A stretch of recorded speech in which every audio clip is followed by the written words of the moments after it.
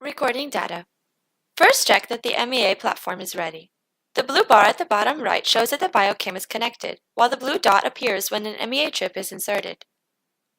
To start a new recording, go to File in the main menu and click New Recording Session. These are the recording controls. Play to visualize the detected activity in real time. Here, you can switch the temperature control off and on and set your desired temperature.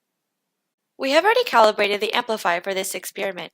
The value and saturation need to be configured when a new BioCAM or chip is connected, and this will be discussed further in the next video. Here you set the path for saving the recorded data. You can also adjust the file name, recording duration, and protocol.